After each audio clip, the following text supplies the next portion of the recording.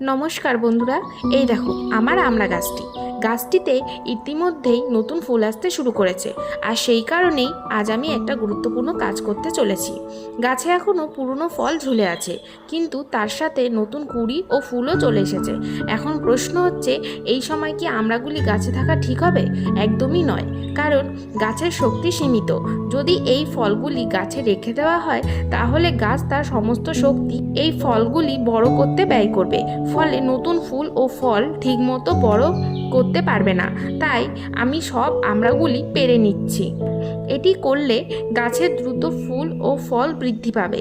তোমাদের গাছেও যদি এমন হয়, পুরনো ফল ও নতুন ফুল একসাথে আসে, তাহলে দেরি না করে এই পদ্ধতিটি এক্ষুনি ফলো করো। এই সময় গাছকে একটু হালকা করে দেওয়াই সবচাইতে জরুরি। আর গাছপালা নিয়ে টিপস পেতে চাইলে চ্যানেলটিকে সাবস্ক্রাইব করতে ভুলো না। নমস্কার।